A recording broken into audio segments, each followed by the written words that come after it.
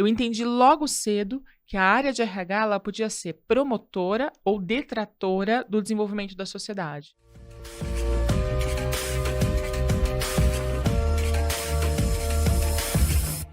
Bem-vindos e bem-vindas a mais um episódio do Cara e Coragem Podcast. Eu sou a Fernanda Sack, criadora e fundadora desse canal, e para vocês que são novos por aqui, já convido, siga todas as nossas redes sociais, estamos no LinkedIn, Instagram, YouTube e Spotify. Toda semana nós temos conteúdos específicos sobre coach, liderança e conselho. E os meus convidados, eles não só acompanham, como eles também respondem. Então, deixam aqui seus comentários, suas dúvidas, algo que eu não perguntei ao longo do episódio, que não vai ser diferente no dia de hoje. E hoje eu tenho uma convidada especial, mas já pensando na temporada que nós estamos entrando, eu quero começar fazendo minha autodescrição. Para você que está nos acompanhando ou nos ouvindo, eu sou uma mulher loira, branca, cheia de sardinhas e tenho os olhos verdes e estou com uma blusa meio bege e com um brinco dourado. E agora eu vou introduzir e depois eu vou pedir para minha convidada também fazer a autodescrição.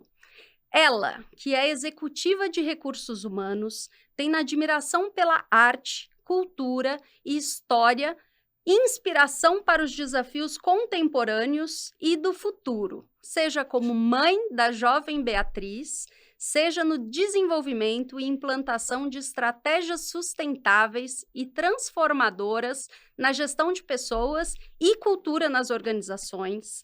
Em sua vasta experiência funcional em recursos humanos, se destaca pelos temas de transformação cultural, atração e gestão de talentos, diversidade, equidade e inclusão.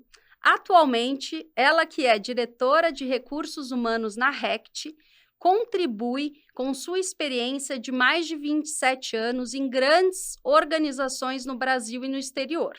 Além de sua vivência de uma das primeiras mulheres negras em posição executiva no Brasil.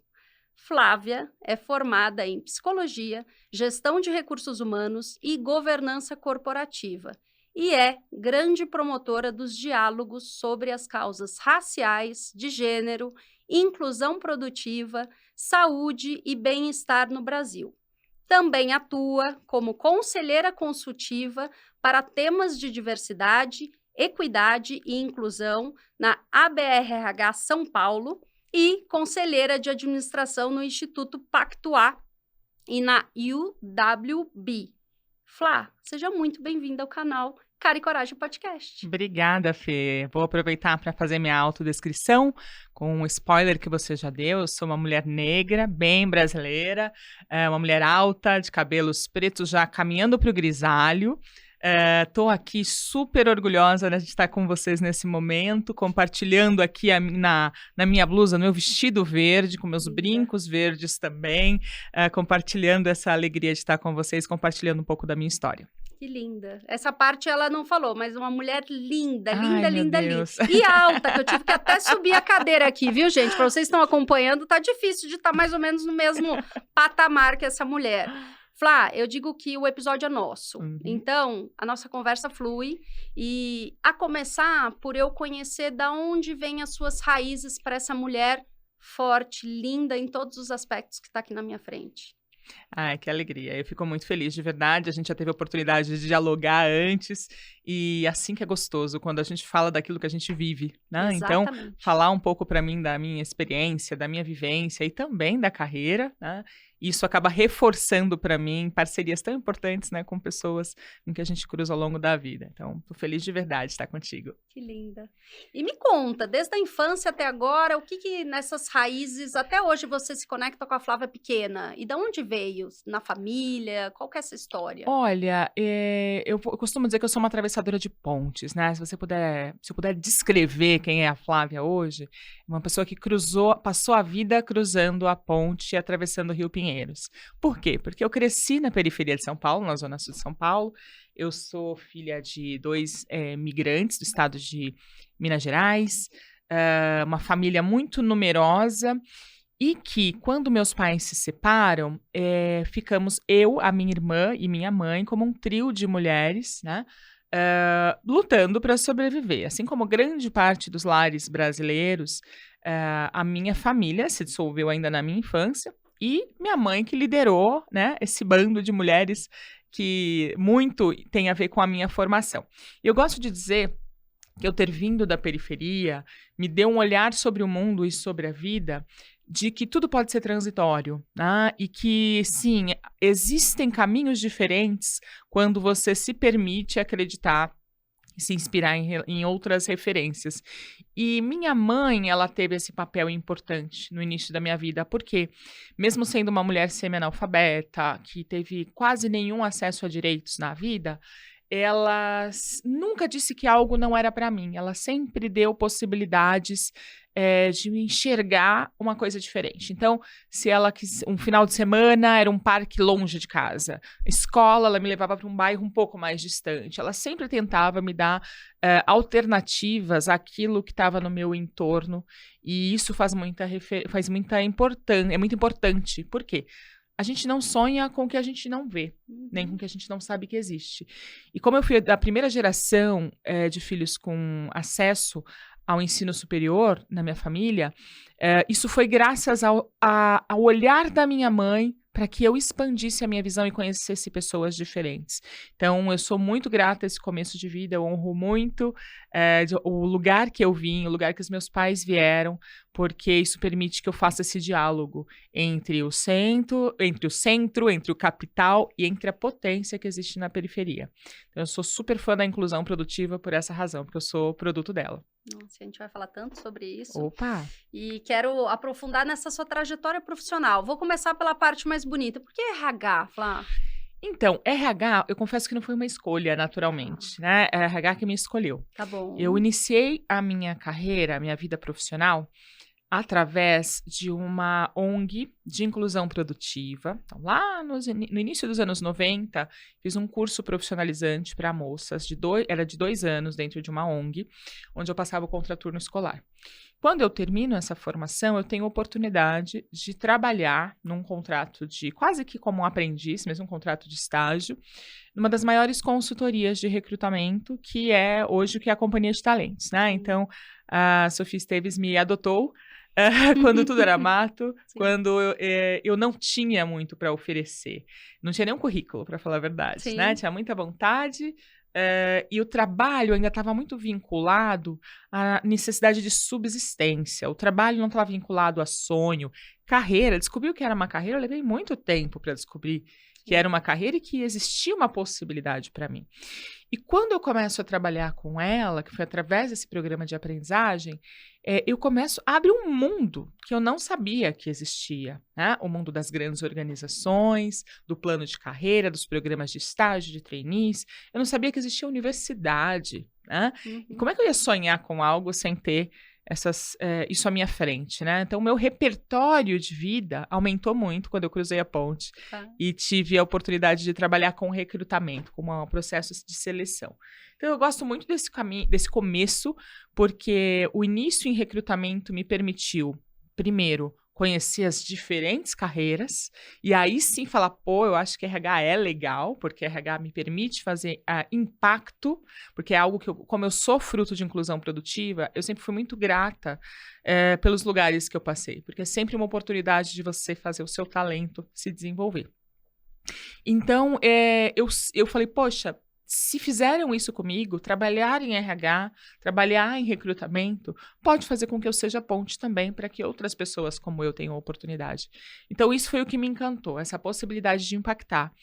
E outra coisa que lá mesmo, numa época muito distante, que não se falava em diversidade e inclusão, eu tô falando de início dos anos 90, né? Gente, é uma eternidade. Lá atrás, eu comecei a perceber pelos processos de seleção de trainees e estagiários o quanto nós vivíamos numa realidade desigual. Por quê? Aquelas pessoas que se candidatavam aos programas para as grandes organizações, elas não se pareciam comigo em nenhuma forma, nem fisicamente, nem culturalmente, economicamente, o repertório tudo era diferente. E quando eu percebi que elas eram escolhidas pelas organizações justamente por causa dessas características, eu falei, ferrou. Eu não existo. Não tem oportunidade. Não é nem que não tem essas empresas, não é que elas não gostam, não querem, me discriminam, não, elas não sabem que eu existo. Sim. Né? E ali, quando caiu essa ficha para mim ainda muito cedo, eu tô falando aí uma menina de 15 anos, né, mais ou menos, 15, 16 anos, eu falei, não vai ter jeito, vai ser educação que vai fazer a minha mobilidade.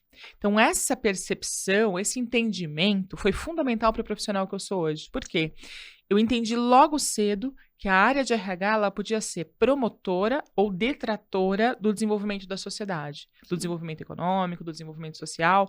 Então, eu, desde sempre, hoje, a gente já encontra um mundo corporativo mais consciente, um capitalismo um pouco mais consciente, mas nos anos 90, quando tudo era mato, realmente eu encontrei um cenário muito árduo, né, para uma pessoa como eu. Então, eu gosto de falar desse começo porque molda muito quem é a Flávia hoje que está executiva, que está conselheira.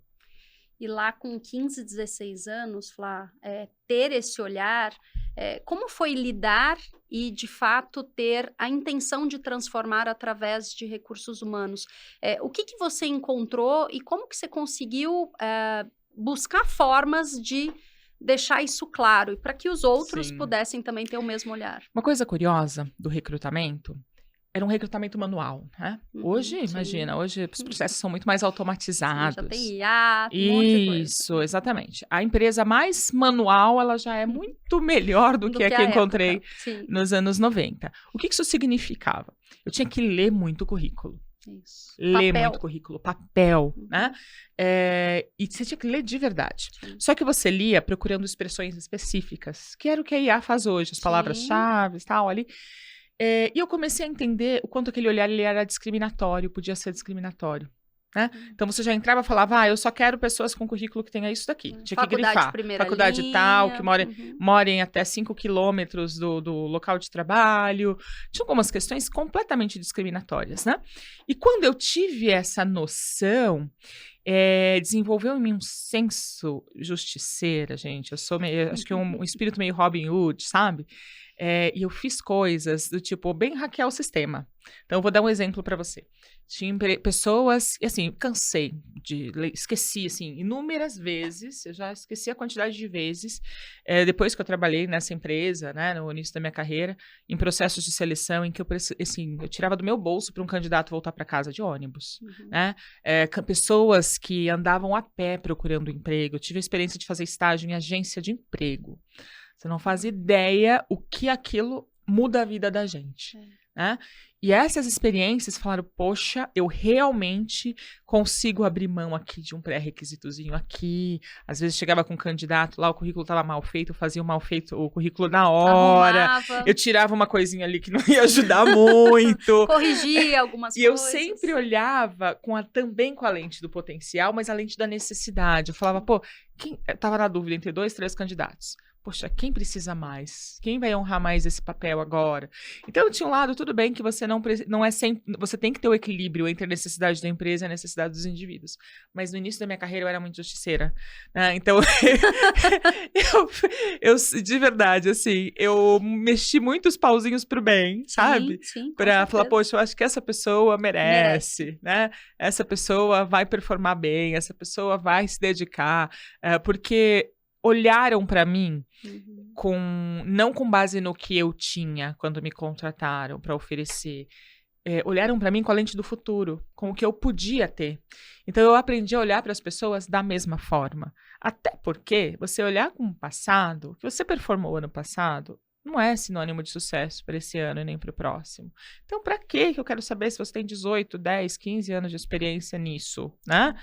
Qual é a tua habilidade de entregar isso com qualidade? Com que agilidade você aprende algo novo? Eu estou muito mais interessada nisso, com que valores você se conecta, como você aprende, como você se desenvolve, como você desenvolve outros. Essas características, para mim, são muito mais importantes do que um check no currículo. Então, acho que são um exemplo de como foi esse começo, de como eu construí essa base para essa carreira que já está aí fechando quase 30 anos. E você trouxe algumas vezes, e eu tô dando um step para trás, pensando que o público pode estar ouvindo, e aí é público diverso. Aham. Mas até na linha de poder trabalhar o letramento aqui junto com você, me ajude a contar para esse público a importância de uma inclusão produtiva dentro do Uhum. ambiente de trabalho, muito com o link do que você está trazendo desse olhar de vamos tentar tirar algumas lentes que sempre foram assim e começar a olhar por outra Perfeito. perspectiva? Eu vou usar um exemplo. Hoje saiu uma entrevista minha no Valor, aliás, de capa, bem, nem terminei de ler todo, mas eu faço ideia da profundidade do que está dito ali. E eu gosto de usar como exemplo algo que eu mencionei, que quando você inclui pessoas de perspectivas diferentes, principalmente pessoas que não estão economicamente, socialmente incluídas, isso é, que não tiveram acesso a oportunidades de desenvolvimento e de carreira, você não está fazendo caridade. Você não está fazendo apenas o que é certo. Você está desenvolvendo os seus futuros consumidores, seus futuros colaboradores, os seus futuros fornecedores, as futuras lideranças desse país. Então, é muito mais do que olhar para pessoas com a lente do fenótipo. É porque é uma mulher, é porque é uma pessoa preta, é uma pessoa com deficiência. É muito além, eu não quero ser um fenótipo. Eu quero que as pessoas enxerguem a história por trás desse fenótipo. Sim. Então, eu acho que a inclusão produtiva é isso. É você fazer as oportunidades, a potência e a economia girar em todos os lugares da sociedade. Então, quando você só desenvolve produtos ou vende serviços e só dialoga com uma parte da população, que é quem hoje tem um acesso pequeno, uma pequena parte da população que tem acesso a privilégios, você está deixando de olhar para a tua organização com a lente poderosa que está sendo desperdiçada, que é a lente do que as pessoas podem produzir amanhã. Então, por isso que a inclusão produtiva ela é tão necessária, porque não existe futuro se não for futuro com todas as pessoas. Então, eu acho que isso é o que eu quero deixar muito claro. Não importa a indústria que a pessoa venha. O seu consumidor é diverso, o seu cliente é diverso, os seus funcionários são diversos, a comunidade que está no entorno da tua empresa é diversa. Então, quem é essa demografia? Qual é a demografia que você dialoga? Para quem você toma decisão? Quais são as características das pessoas que decidem pelos seus clientes? Vocês conhecem realmente quem são os seus clientes? Então, quando você conhece, tem essa visão demográfica do seu negócio, você tem decisões muito mais conscientes. Então, a inclusão produtiva, falar de inclusão produtiva é falar de futuro do seu negócio. E pensando que essa narrativa, Flá, e aí eu tô fazendo um déjà vu aqui por diferentes capítulos dentro do mundo corporativo, nesse período aí de quase 30 anos, o que você entende que é a sua assinatura e o que você teve que até escolher a melhor forma de colocar algumas ações ou até intenções no dia a dia, e aí um zoom primeiro em recursos humanos e depois Claro, pode vamos ser lá. mais amplo. Acho que tem eu precisei me ajustar, teve uma fase da minha carreira que eu trabalhei muitos anos em tecnologia, indústria de tecnologia, RH para TI. É uma área com um dinamismo muito peculiar e que você tem, a área de RH, ela não é um back office, é um front office. O que isso quer dizer? Tudo que você faz, você recruta, você treina, tudo, a forma como você gerencia a força de trabalho está diretamente relacionada relacionado ao teu faturamento, relacionado à tua rentabilidade, né? Porque se você não tem, você vende hora pessoa, né? Você vende tempo das pessoas, você vende conhecimento das pessoas. Então é uma área crítica, né? Se você vender um projeto e não tiver gente para entregar, acabou, né? Então, acho que isso foi um ponto importante, ter vindo dessa área. Isso me deixou sempre muito perto do negócio. Só que chegou um momento que eu não vou falar, não foi estagnada. O mercado só me via com este olhar, que é uma área muito especializada, e eu já estava um pouco cansada de tratar a gente como dinheiro, de tratar a gente como recurso. Eu realmente não queria. Por muito tempo foi a minha subsistência, precisei muito disso, sou grata. Foi assim que eu sustentei minha filha. Mas eu olho e falo, chega uma hora e falo, não faz sentido. Eu quero realmente impactar a vida das pessoas. Eu quero realmente fazer a diferença na carreira das pessoas, e não é aqui que isso vai acontecer. Então, eu tento me reposicionar, não só em relação à minha carreira, mas também em relação à minha abordagem com as pessoas. Então, esse momento eu vivi quando eu saí da indústria de tecnologia, eu comecei a me direcionar para uma outra área, que foi para o agro, onde eu liderei a área de recursos humanos antes de ir para a Hackett. E foi uma experiência fantástica, porque eu precisei me desafiar a recomeçar uma carreira numa área que eu não, dentro de um escopo que eu conhecia, mas numa indústria totalmente diferente. Cuidar de planta, o ambiente de manufatura é um ambiente desafiador, mas um ambiente também muito gostoso e que me permitiu conhecer o Brasil como ele é de verdade, né? Então foi para mim uma experiência muito rica, entender que eu estava a minha carreira quem eu era e como eu estava me posicionando, eu estava sendo moldada pelas oportunidades que me surgiam e pelo conhecimento que eu adquiri, e não o contrário. Então, eu precisei assumir o protagonismo para direcionar a carreira para o lado que eu gostaria, e aqui estou hoje, já tem uns 7, 8 anos que eu fiz essa mudança, e estou bastante feliz com ela. E o que a área de recursos humanos, hoje, pensando nessa jornada que você teve em segmentos distintos, o que é inquestionável que é o papel de recursos humanos independente da empresa que você esteja? Então, vamos lá. Para mim, o desenvolver a liderança de hoje ou do futuro, sem sombra de dúvidas, é o maior desafio e tem que ser o papel fundamental da área de recursos humanos. Não importa o quão... não importa o negócio, o tamanho dessa organização, ter um olhar para a liderança é fundamental. Por quê? A liderança que está em contato com a frente, que está em contato com as pessoas, com o dia a dia, com o negócio, com a cultura. E o papel da liderança, principalmente a média liderança, às vezes a gente fala liderança, só imagina lá o C-level. Não. Quem faz a coisa acontecer, quem bate o bumbo, é o middle management, né? Então, cuidar e desenvolver essa liderança é fundamental para que você possa fazer uma gestão da cultura, das pessoas e do negócio, né? Então, e além disso, essa liderança ainda tem que ser líder de si. Só que não se aprende isso na escola, né? Isso se aprende com outras lideranças e vivendo o voo. Então, a área de recursos humanos, eu acho que tem um papel importante como um parceiro dessa liderança, não como quem vai necessariamente se apropriar do desenvolvimento, mas que vai guiar, que vai, de fato, dar as ferramentas, que pode desafiar, porque a gente é desafiado também quando a gente é questionado, né? Questionado sobre a nossa própria liderança, sobre a forma de tomar decisão. Então, eu gosto de dizer que o RH que não olha para o desenvolvimento da liderança e que olha só para o negócio, tende a ter a cometer um erro muito grave, porque não é só sobre fazer negócios. A gente sim tem que entender de negócios, mas é através da liderança que ela acontece. Então, para mim, isso é fundamental. Sim. E eu sei, você é uma mulher de valores fortes e me deixa intrigada pensar quem foram ou quais foram as pessoas que, em determinados momentos, quando você estava assim, foram pessoas que foram mentores ou mentoras na tua carreira. O que elas tinham em comum, Flávia? Olha, você sabe, eu vou falar uma coisa para você honestamente. Eu tive pouquíssimas, raríssimas pessoas que assumiram esse papel. Olha. Raríssimas.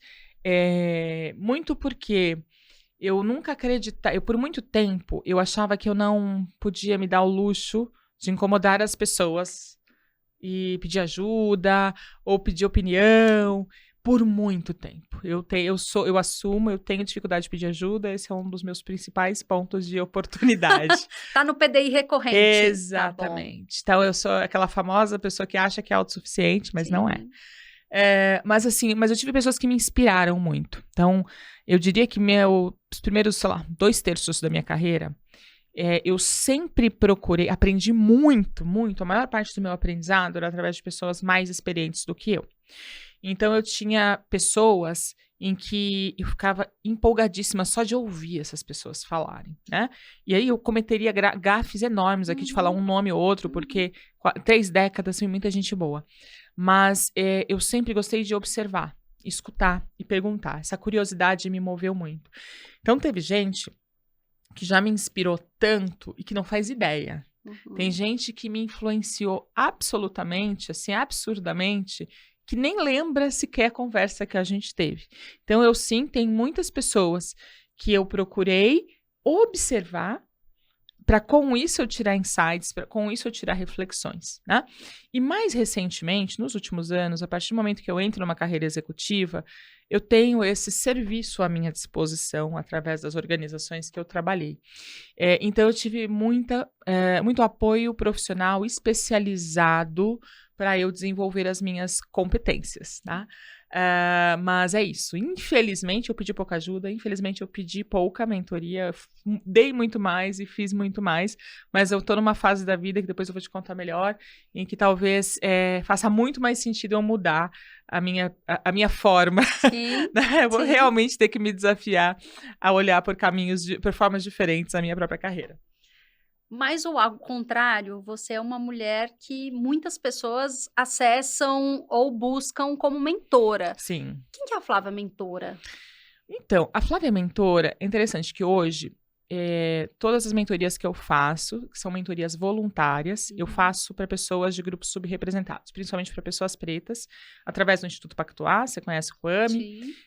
tem outros grupos também, eu trabalho com mulheres, eu vim do Conselheira 101, tenho Líder Negra, então eu trabalho com pessoas que têm algo em comum comigo, que seja a identidade racial ou a identidade social.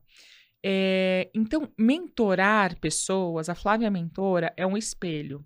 Eu gosto muito de me olhar, né? Ao mesmo tempo que a pessoa olha para esse espelho, ela fala, poxa, isso também posso ser, eu também posso ascender, eu também posso desenvolver esses caminhos, mas também eu gosto de olhar para essas pessoas e enquanto eu estou falando, ou questionando, ou desafiando, eu também estou refletindo, né?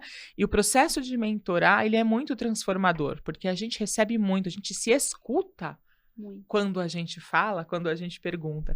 Então, a Flávia Mentora, ela é uma pessoa que usa o fenômeno do espelho para que as pessoas possam se ver umas nas outras, mas que principalmente respeita o que a pessoa de fato, a vida que a pessoa quer ter. Isso é um ponto interessante, porque quando alguém me procura, ou quando eu estou dentro de um programa e o meu papel é desenvolver essas pessoas, normalmente elas vêm com uma lista de tópicos, né? Eu quero A, B, C, eu quero ocupar esse cargo em X tempo. Eu já começo a fazer gestão de expectativa na hora. Eu falo, dá 10 passos para trás. Eu não tô aqui, eu não vou, nossas horas, nossas conversas não vão te levar para cargo A, B e C. Isso é uma falácia. Sim. O que eu posso fazer é ajudar você a questionar se o caminho está fazendo sentido, se você está desenvolvendo as habilidades corretas, mas não existe um milagre da mentoria ou do coach que vai te promover ou te tornar promovível em X tempo. Então, eu gosto muito de desafiar o que as pessoas de fato querem fazer. Eu ouso dizer que 90% das mentorias que eu faço, as pessoas repensam o que elas querem. Principalmente porque eu desafio os porquês. Né? E um porquê e um o quê que não é muito bem sustentado com um porquê, Sim. ele não dura, né? E aí a pessoa acaba não sabendo negociar com o famoso trade-off, não sabe lidar com as consequências das escolhas que faz. Então, a Flávia Mentora é uma pessoa que desafia a repensar os porquês dos movimentos antes de trilhar um caminho para um objetivo específico. E pensando, autossabotagem anda perto de Flávia ao longo da carreira? Você Andou. já teve que conversar com ela? Andou, ela acabou até eu sentar do lado de gente ruim. Olha! Conta esse segredo! Como que é isso? Ótima estratégia, é ótima. Eu não sabia. Eu falo que a síndrome da impostora... Maravilhosa essa dica. Adorei. Anotada aqui. Perfeita. Seríssimo. Brincadeira, né? Assim, com todo respeito a todos os profissionais com quem eu trabalhei. Mas é verdade, assim. Eu tinha uma idealização sobre um comitê executivo. Isso. Para mim, eram pessoas impecáveis, com um equilíbrio absoluto, com uma segurança incrível, com uma fluência em qualquer tipo de tema e de assunto, que entendia sobre economia, sobre negócio, sobre pessoas, sobre tudo. Era quase um deus, né? Um semideus. E obviamente, e eu tive lideranças incríveis, trabalhei em empresas com pessoas fantásticas. Então, para mim, entrar para este mundo, para o clã, né, dessas celebridades corporativas, me assustava. Sim. Porque eu falava, que responsabilidade absurda. Eu tô longe de ser essa pessoa. Sim. Porque se endeusava essa figura, né? Se criava essa figura impecável das altas lideranças. O dia que eu sentei a primeira vez naquelas mesas enormes, né? Só, assim, sóbrias, aquele ambiente que parece sombrio, hostil, assustador. Sim. Eu olhei para o lado e vi as pessoas inseguras, preocupadas, tomando decisões questionáveis, né? Ou com um olhar muito limitado à própria história e não o que tinha no mercado. Eu falei, peraí, por que eu tô com medo? E sabe qual foi o pior? Não é isso. Porque uma coisa é você olhar e falar, não, eu posso contribuir com isso, melhor ou igual ou diferente. Mas o pior é você chegar à conclusão que quando você chega num lugar, quando eu sentei naquela cadeira a primeira vez, eu tinha, sei lá, 24, 25 anos de carreira. As pessoas tinham chego naquele mesmo lugar que eu 10 anos antes. Sim. Então, aquelas pessoas tinham chego em posições de diretoria com 10 anos de experiência, 12 anos de experiência. Eu estava chegando com 10 anos de atraso. Eu sabia que esse atraso não era culpa minha. Então, ali naquele momento, quando eu percebi, eu falei, acabou a síndrome da impostora. Porque eu tenho características, eu tenho potencial por ser exatamente quem eu sou que essas pessoas não têm. E é isso que vai me diferenciar. E é isso que vai me fazer uma boa integrante desse time. Eu ser exatamente quem eu sou. Então, existe potência em quem eu sou. E, sim, cada um com a sua experiência, cada um com o seu tempo, cada um com a sua história. Pode, sim, ser uma pessoa executiva, mas não é uma pessoa inteira. É uma pessoa com oportunidades, que todos somos, né? Sim. Então, acho que fica a dica. Quando estiver batendo insegurança aí, gente, ó, quem não chegou lá ainda, pode saber que tem gente que não tá lá ainda não, só tá na cadeira, mas falta muito arroz com feijão. Olha... Tô rindo interno, disfarçando externamente. Já aqui. identificou alguns nomes. Uma listinha Excel. Uma coisinha pouca aqui interna. E assim, já entrando em temas sensíveis, ultimamente a gente tem ouvido muitas coisas que, ao invés da gente continuar nessa jornada de pensar no futuro, na sociedade que a gente quer efetivamente criar, a gente tem visto ainda comentários que fazem, às vezes, a gente tem uma sensação de que volta um pouquinho algumas casas.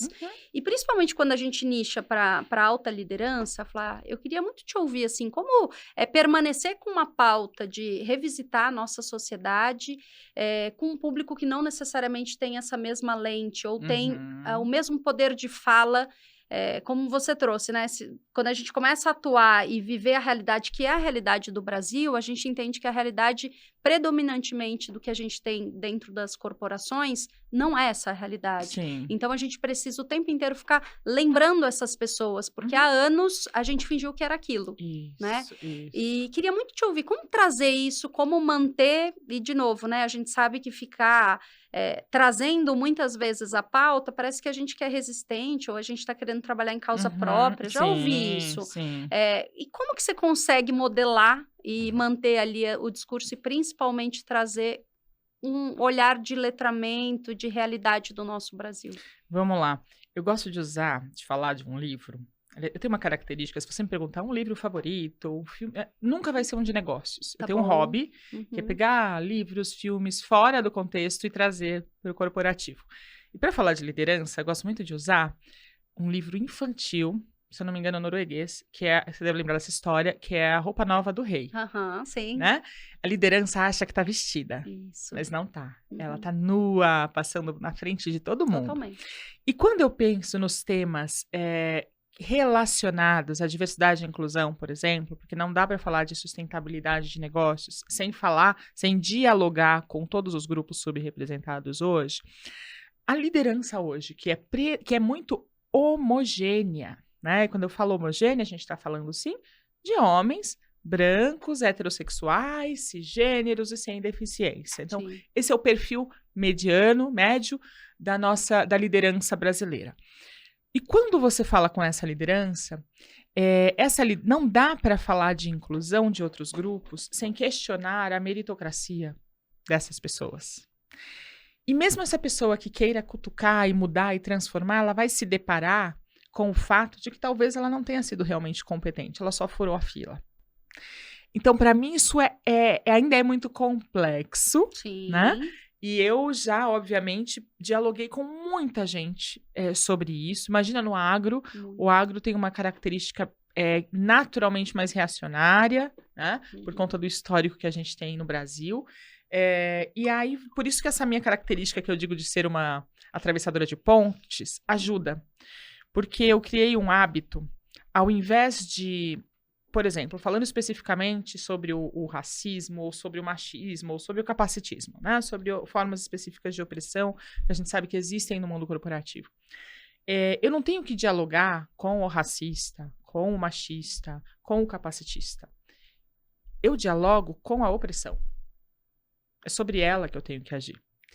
Então, quando eu falo com uma pessoa que não quer entender, que não está afim, que acha que isso não muda nada, que, enfim, que isso está mais vinculado a movimento político e seja lá o que for, ao invés de levar uma afirmação e bater de frente com aquela pessoa, eu devolvo com uma pergunta. Sempre. Eu adoro fazer perguntas.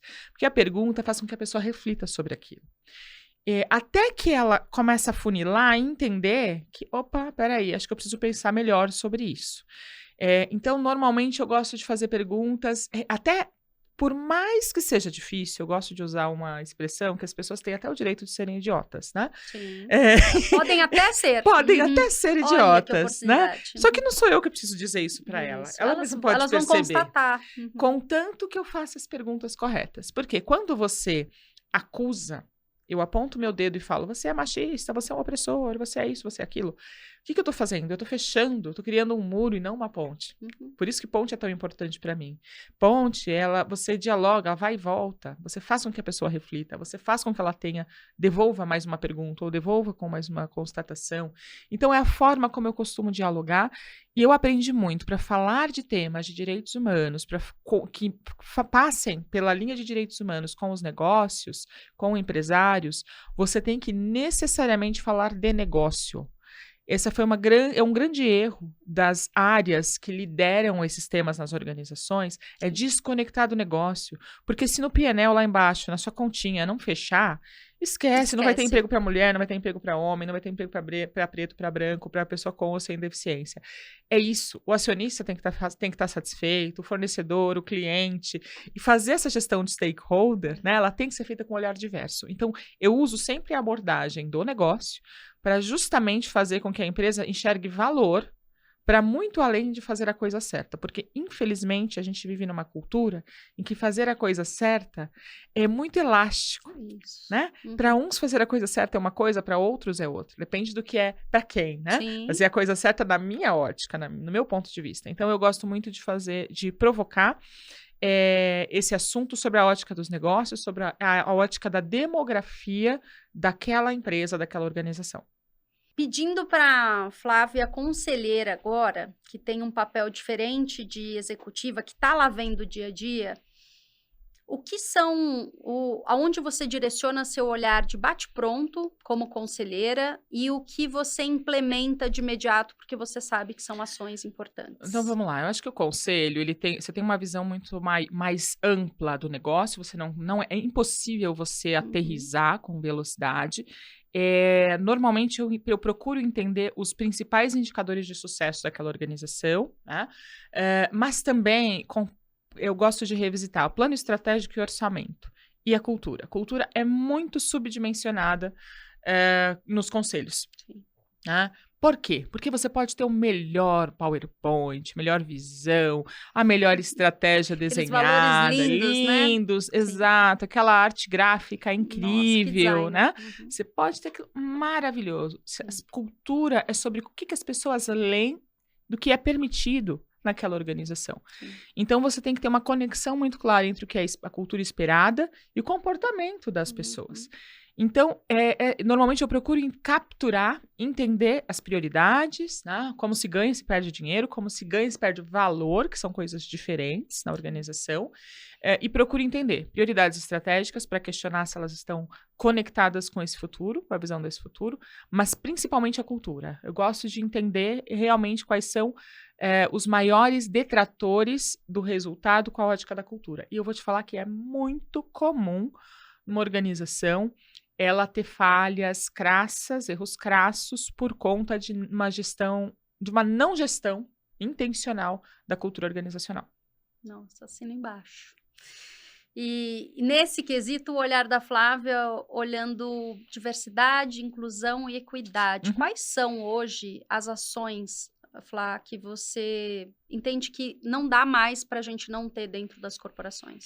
Vamos lá, eu acho que assim, o incluir as pessoas já está velho, né? Porque as empresas precisam, então não importa. Então assim, o intencional, ele está mais do que velho, está mais do que passado. Até pelo que eu te falei, eu preciso ter pessoas que dialoguem com o meu consumidor, com o meu cliente que é diverso. Ponto final. O maior desafio é a equidade, porque não existe equidade sem trade-off. Trade-off é o maior desafio das organizações. Você chega numa mesa executiva, todo mundo quer fazer tudo. Você chegar e falar, temos que priorizar, esquece. Ninguém quer priorizar. Todo mundo, a gente tem que, na verdade, despriorizar. Todo mundo quer priorizar. Só que você tem uma lista de 10, você prioriza 12. Sim. E quando você fala em diversidade e inclusão, quando você se permite incluir de verdade, para trabalhar na equidade, você vai ter que fazer escolhas, vai ter que fazer alguns trade-offs.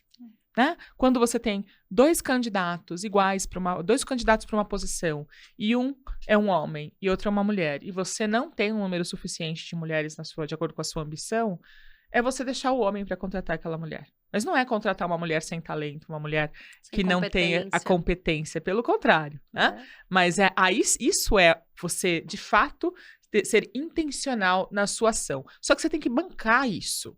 Aí não adianta você ir lá e dar o feedback pro homem e falar, veja bem, né? Aquele famoso veja bem, e não saber justificar o porquê. Sim. Ou você faz aquela medida afirmativa fake, você fala que é afirmativa, mas na verdade você já tem a carta marcada. Então, assim, para mim, está muito vinculada à transparência, à gestão da expectativa que você tem com as pessoas e o quanto você, de fato, é intencional nas suas ações, e sem elas você não move a roda. Sim. Porque eu costumo dizer que a cultura é uma escadaria que você lava de cima para baixo. Né? Não é contraproducente se ninguém lava uma escada de baixo para cima. Então, se você não tem metas, se você não está alinhado com as suas metas, lá desde o seu presidente, desde os seus acionistas, né? As pessoas não vão seguir. Não vão seguir. Porque, na verdade, a grande maioria das pessoas não se importam. Infelizmente. Essa é a verdade, né? Podem falar até falar uma coisa... É lindo, é bonito, mas na prática as pessoas não se importam. Sim. Né? Então, dado isso, se a gente não organiza a empresa com metas, processos que façam as coisas acontecerem, as coisas organicamente não vão acontecer. Sim. Então, para mim, é sobre isso, é ser intencional, é sobre ser estratégico e ser claro sobre sua ambição, é sair do muro. Né? É sair do muro e, de fato, se posicionar em relação às suas ambições, por exemplo, de diversidade. E quando a gente fala racial, aonde a gente mais erra recorrentemente dentro dessas empresas? A gente traz a questão específica de recrutamento, que eu digo que assim, começa por lá. Mas de nada adianta se eu não preparar a liderança do lado de cá, né? Claro. E eu particularmente já tive... inúmeras situações, e não só racial, onde, de fato, a gente não tinha se apropriado do o que a gente estava vivendo e para onde a gente queria ir. Então, isso eu estou falando de normas, de políticas, de letramento interno, e também do que você trouxe aqui de meritocracia, mas num aspecto de... Então, o que não entregou? O que faltou? Porque está igual. Sim. A mesma meta, por que essa pessoa não entregou tudo que era esperado?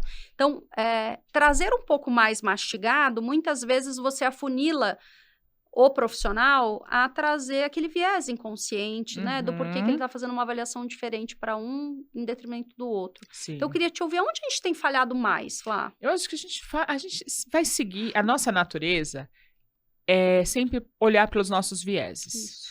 É da natureza, não é uma questão moral. Hoje eu acordei, eu vou discriminar. O nosso cérebro discrimina por uma questão de sobrevivência. Eu procuro os parecidos para me sentir seguro. A hora que eu vou recrutar, eu vou me sentir seguro se eu encontrar alguém que fez o mesmo caminho que eu, um caminho parecido. Porque não, se eu tive sucesso, se deu certo para mim, vai dar certo para o outro. E quando você faz isso, você está automaticamente deixando toda uma galera para trás e deixando de contar com diferentes formas de pensar, que é extremamente rico e valioso para as organizações. Então, acho que esse é um pouco do dilema que a gente vive, viés, né? Então, consciência dos vieses, sem consciência dos vieses você não move. E as organizações precisam ter a coragem de dar um passo além e começar a fazer a inclusão no topo. Por quê? Tem dados recentes que mostram que a base da pirâmide já começou a construir um pipeline importante, né? Se eu não me engano, a última pesquisa do Ethos de diversidade e inclusão, fechou esse ano, mostrou realmente que a predominância dos trainees, estagiários que foram contratados no Brasil esse ano, das empresas que participam da pesquisa, foram pessoas pretas, por exemplo, foram mulheres pretas, né? Isso é um dado muito importante. Quer dizer que a gente já conseguiu, do ponto de vista de básico, de entrada nas organizações, priorizar uma população que era invisibilizada, por exemplo. Quando você olha no topo, do meio para frente da pirâmide, você não vê essas pessoas lá. Né? Só que, como eu falei que a cultura se muda de cima para baixo, quem tem a caneta não conhece a forma de pensar e de existir daquela pessoa. E é um erro muito comum das organizações achar que todo mundo é igual. Né? Todo mundo fala, eu não quero saber se é preto, se é branco, se é mulher, se é homem, eu contrato o talentoso, né? Eu ouvi isso inúmeras vezes na minha vida. Então eu falo, então me desculpa, então todas as pessoas talentosas são, para mim, pessoas brancas. É isso que você está dizendo? Não, veja bem, não. Você acabou de dizer isso, porque na sua área é só isso que eu vejo. É só isso. Então, eu acho que a consciência dos vieses, ela é fundamental para as organizações. A intencionalidade, ela é fundamental, né? Reconhecer esse mecanismo e ter a ambição de mover, mas de desenvolver pessoas para o topo. Então, ter a ambição, inclusive, de querer ser liderado por uma pessoa diversa. Porque é aquilo, né? O sistema quer continuar controlando quem está embaixo, mas ele não quer ser gerenciado, controlado. Eu quero garantir que o meu espaço continue aqui e que eu tenha quem continue me servindo. Eu continuo comandando. E eu continuo comandando. Então, uma coisa é a ambição de ter mais pessoas diversas na empresa. Outra coisa é ter a coragem, né, de desafiar a organização para ser liderada por uma pessoa diversa. E eu vejo nessa esfera o quanto que a gente, e pode ser uma questão da nossa sociedade, ao meu ver é uma questão da sociedade, de que lá no topo sempre se teve o imaginário de ter a resposta, de saber comandar, de tomar a decisão do P&L, de olhar o EBITDA e fazer os ajustes, aonde tem o indicador de dívida, e aí quando a gente entra numa pauta que não sabe nem viver, porque não tem na realidade dele, é quase que indigesto, né? Exato. E eu costumo muito dizer que a primeira pauta é você falar. E o falar pressupõe não saber. E como é difícil falar eu não sei, precisa de coragem de não saber. Como? Né? E como? Muito. E a liderança tem que ter coragem de não saber. E a liderança tem que ter coragem de trabalhar com gente melhor do que ela. Exatamente. Porque ninguém cresce com gente medíocre. Sim. Você cresce com gente melhor do que você. Exato. Você tem que se rodear de pessoas boas, cada um bom em algo, para que você mesmo possa crescer e as pessoas possam entregar o melhor resultado. Então, para mim, o desafio da liderança, e para mim o melhor indicador da liderança é o quanto eu sou dispensável. Sim. Se eu for dispensável... A empresa sobrevive sem você? Exatamente. Então, o quanto eu sou dispensável diz sobre o indicador da minha liderança. O dia que eu me torno dispensável, eu sou a liderança que eu gostaria de ser. Sim. E pensando numa próxima juventude que vai entrar nesse mercado de trabalho, e curiosamente a Beatriz vai entrar neste mercado de trabalho. Já tá aí. O que você contou para Beatriz? O que você não quer contar para ela? Gente, eu vou te falar uma coisa. Não sei se eu sou a melhor pessoa para responder. Porque eu vivi tantas... a gente vive tantas expectativas sobre os filhos, né? A gente deposita tantas expectativas achando que aquilo é o melhor. E aí, por muito tempo, o primeiro tempo falou, não, ela tem que fazer isso, essa é a fórmula do sucesso, isso é o que eu conto para todo mundo. Aí, um dia, quando ela estava no ensino médio, ela teve uma crise de saúde mental. Em que eu temi muito pela vida dela. E teve um momento que eu olhei e falei, não, o que eu quero é uma filha saudável. Sim. O que eu quero é uma filha feliz, saudável e tal. Então, tá bom, filha, você quer fazer teatro, você quer ser musicista, você quer ser malabarista, tô aqui com você, né? No primeiro momento. Aí eu descobri que eu estava transferindo para ela uma outra responsabilidade, que era ser feliz. Então, não, primeiro você tem que, antes, colocaram na gente qual a responsabilidade. Não, casar, ter filhos, fazer carreira, Tudo. e não sei o quê, e não sei o quê, e não sei o quê. Uhum. Aí agora você tem que fazer ser feliz. Gente, o que é ser feliz e que quem é? é ser feliz? Exatamente. Então, eu, na verdade, aí como é que eu comecei a mudar meu posicionamento? Falar, poxa, filha, que bom que você pode escolher a carreira que você quiser. Isso é um privilégio, deveria ser um direito. Sim, Eu não pude escolher, eu fui escolhida pela carreira e que bom, também. né? Uhum. É que deu tudo certo e que eu gostei do que eu tô Sim, fazendo. me Mas encontrei, poderia não ser é a infeliz agora. muita gente, eu arriscaria dizer que Muita. muita gente é infeliz e que tem as famosas algemas de ouro, né? Exatamente. E às vezes nem de ouro são, né? São de latão. É isso aí. Ali, lá se amarrando, se vendendo tempo pelo dinheiro. Então eu falo, que bom que você pode escolher, o que você escolheu, eu tô aqui para você, mas ter noção sobre a realidade daquele mercado que você está entrando, os desafios que você vai ter, as escolhas que você vai ter que fazer, entender como você vai se sustentar, porque mãe e pai não é eterno, né? Exatamente. Então assim, só quem dá dinheiro é mãe e pai, às vezes, quando dá e quando tem. Né? Então não existe profissão que tem dinheiro, existe profissão feita com dedicação, existe curiosidade, a curiosidade para mudar os problemas que virão, que a gente nem sabe que existe. Então, se eu puder dar um conselho para quem está chegando, antes de tudo, se preocupe muito pouco, por exemplo, eu estou priorizando, eu tenho que fazer o curso tal porque ele é de sucesso, ou tal porque ele que dá dinheiro, é o curso da moda. Esquece, nada disso é determinante, né? Não são 3, 4, 5 anos de estudo que vão determinar o restante do tempo da tua vida profissional, a maior parte da sua vida. Agora, as habilidades que você tem de convivência, de curiosidade, a agilidade com que você aprende as coisas, em que você colabora, em que você deixa um legado, isso molda aquilo que você escolher. Não importa se você quer ser físico, se você quer ser fisiculturista, se você quer ser gastrônomo ou gastrônoma, se você quer ser empresário, não importa, né? Contanto que você saiba claramente qual o legado que você quer deixar para o mundo. Então, mesmo que você fale, não estou em busca não é a felicidade, não é o topo. Não, o que você pode fazer de melhor hoje para o seu desenvolvimento, para você deixar algo de legal para o planeta, algo de legal para a vida, que viver é muito bom, né? Então, eu acho que essa é a mensagem que eu deixaria para quem está chegando. E pensando nessa mensagem específica, eu já te ouvi falar e eu vou tentar explorar um pouco mais a importância de nós, e não só nós mulheres, porque hoje eu também gosto de trazer o repertório para os homens, pais, mães. Claro, deixar todo mundo junto. Todo mundo junto. Rede de apoio. Flá. Socorro. A importância, e a gente pouco fala, a gente vem aqui, conta, executiva, Nossa, mas quem tá aqui no bastidor, nos apoiando, suportando naquele dia que a filha tá doente, ou uma situação fora do planejado, mas tem aquele conselho que tem que ir apresentar e tá bem. Sim. Como... Vamos lá, antes de tudo, antes de falar de rede de apoio, é preciso refletir sobre o que é a economia do cuidado. Ótimo. Que é algo muito... Eu não vou falar nem que é subdimensionado, inexistente. Ninguém para pensar quem são as pessoas que estão trabalhando quando todo mundo dorme, quem são as pessoas que cuidam daquilo que você tem de mais precioso, que é a sua família, que é o seu ente querido, que é a sua casa, às vezes os seus bens, né, o fruto do seu trabalho. Quem são as pessoas que fazem tudo funcionar bem para que você possa trabalhar, né? Acho que essa é a primeira reflexão. Quem são as pessoas que você contrata serviço? Como você paga? Como você remunera? Né? O que você negocia? Então, assim, essa é a primeira reflexão. E quando você faz o teste do pescoço, começa a olhar a economia do cuidado, né? Quem são as pessoas da economia do cuidado? Vamos lá. São as enfermeiras, as auxiliares de enfermagem, as pessoas que limpam, as pessoas que cozinham, as pessoas os cuidadores, as babás, as professoras, né? As berçaristas. Quando você começa a olhar para essa profissão, ela é predominantemente feita de pessoas pretas e pobres. Só que se você perguntar, pretas e pobres e mulheres, porque a predominância da economia do cuidado é de mulheres. Então, quando você faz essa análise inicial, primeira pergunta que você fala essa pessoa não tem filho, né? Tem, normalmente tem 3, 4, mais do que você, possivelmente, né?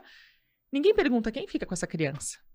Ninguém pergunta se essa criança está estudando, se é em período integral, se é meio período, se ela fica sozinha, se ela cuida com os menores.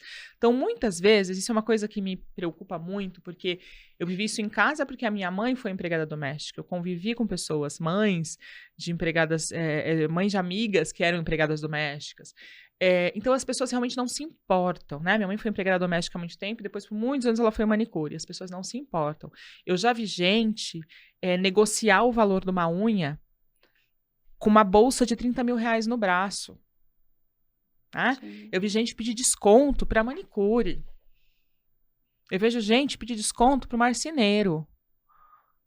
Então, assim, que pessoa é essa que paga por um produto, mas que quer pagar o mínimo por um serviço? Então, não dá para falar de rede de apoio. Antes de falar de rede de apoio, bem antes, eu gosto de falar sobre isso. Ter essa consciência de quem que existe para suprir os nossos serviços, o quanto a gente paga por isso, quão digno é o salário da sua cuidadora, do seu cuidador, da babá. Você faria esse trabalho por essa remuneração? Né? Então, tudo isso, né?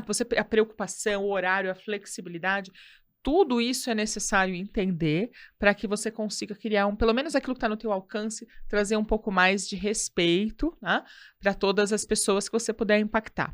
E aí sim, a gente fala em rede de apoio. Sim. Aí sim, a gente fala da rede de apoio que é a mãe, a sogra, o marido, o vizinho, a vizinha.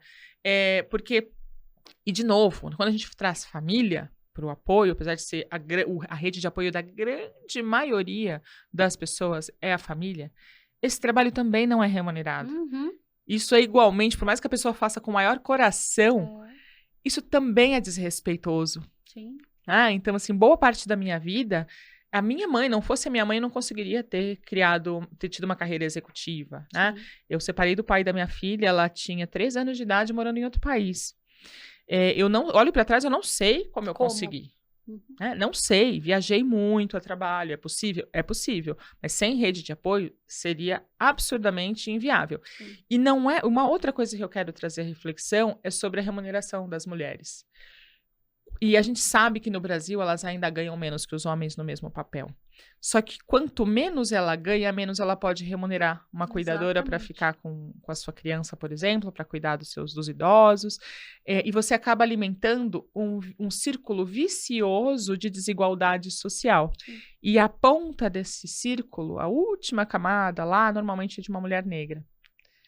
Então, acho que essa consciência é importante para que a gente consiga entender não só as organizações promovam um papel, realmente, ações de igualdade salarial, que na verdade é ilegal promover desigualdade, mas ainda existe, né? Conscientemente, mas também recursos e flexibilidades para que todas as pessoas possam ter a oportunidade de crescer e prosperar. Porque, infelizmente, alguns têm mais oportunidades do que outros, né? Alguns são mais iguais do que outros, eu diria, nos seus direitos. Sim, daria um podcast inteiro pra gente falar sobre essa pauta. Esse é um tema não tem como, dolorido. Porque quantos, né, a gente tá falando aqui, e aí, de novo, indo para o middle, né, management, do que a gente tem dentro das corporações. Quantas mulheres eu já não acompanhei que ou por uma questão de fazer conta, quando tem o filho ou tem o segundo filho, poxa, mas vale a pena, eu vou precisar de uma babá da escola, já não fecha conta. Transporte, exato. As creches são meio período, a maioria das creches públicas são meio período. Exatamente.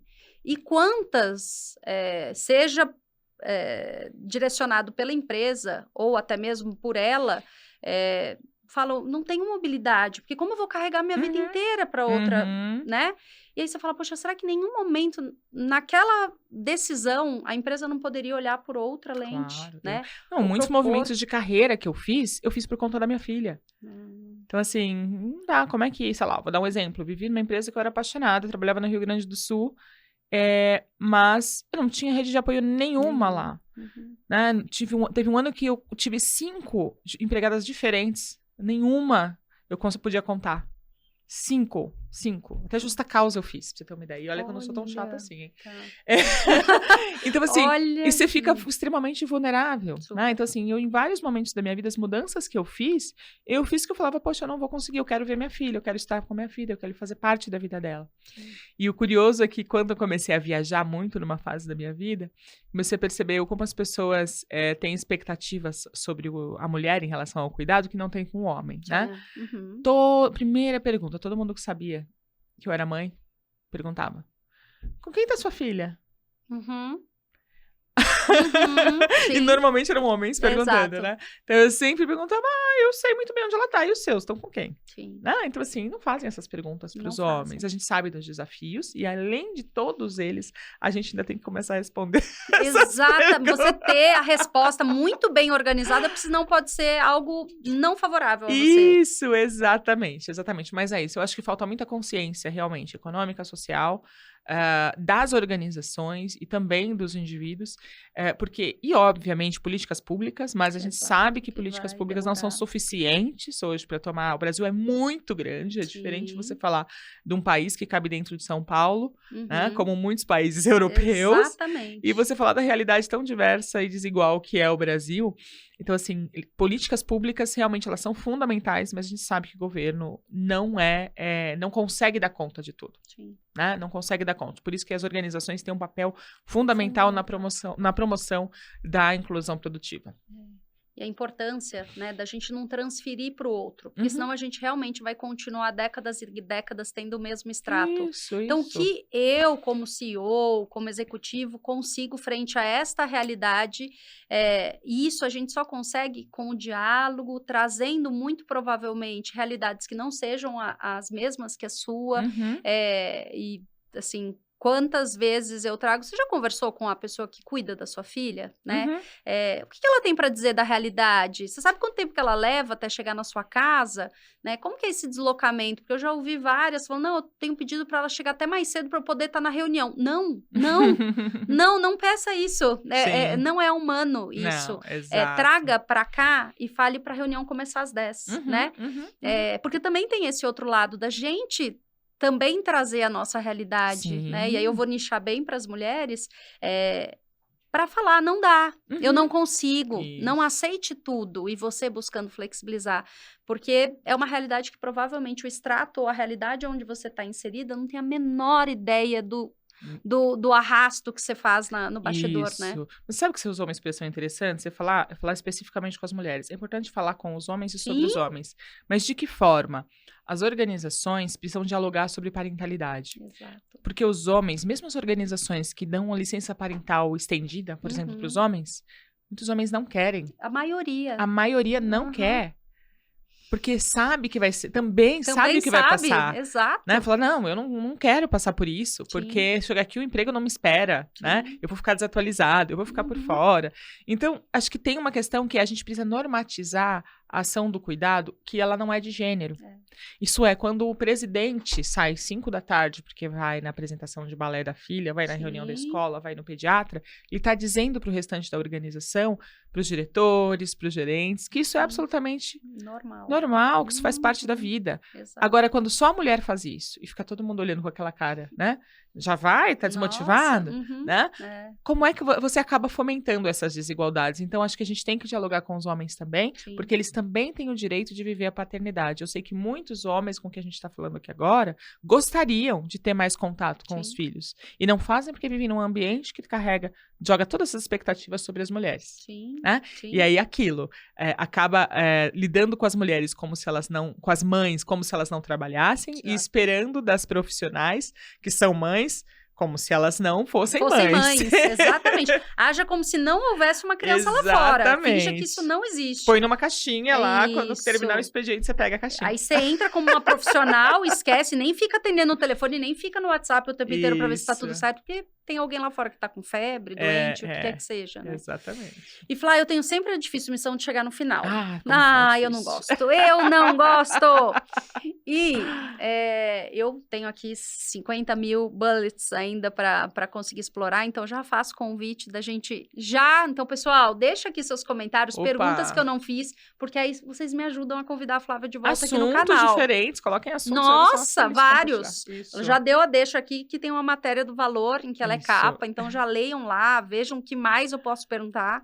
Mas eu sempre termino o episódio com uma pergunta, cara e coragem. E uma mensagem. Sim. Pra mim, hoje eu queria fazer um convite para as pessoas falando sobre coragem, que é ter a coragem de fazer algo novo. Tá? Quando eu olho para mim no retrovisor, na minha carreira, as melhores coisas que eu fiz foram as coisas que eu não sabia nem por onde começar.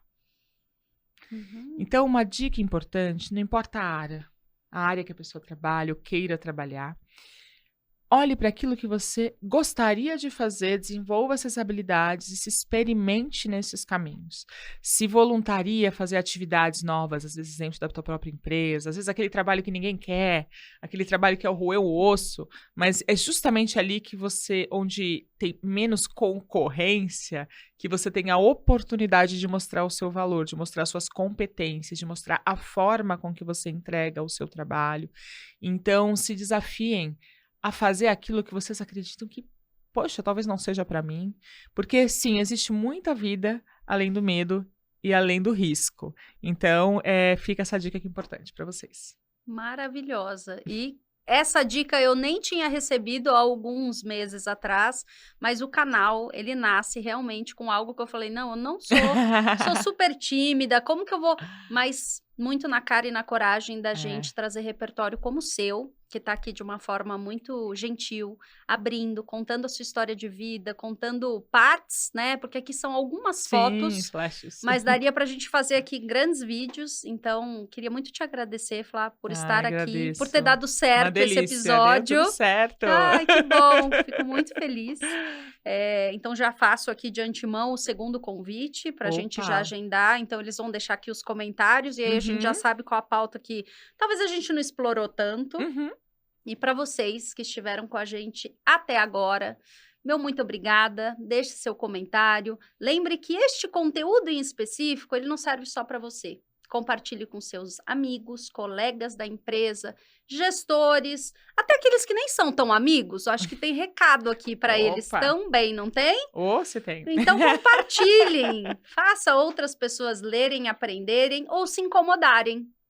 E toda semana nós temos conteúdos distintos aqui, então quanto mais acompanhar as nossas páginas, mais repertório vocês estarão. Meu muito obrigada e até o próximo episódio.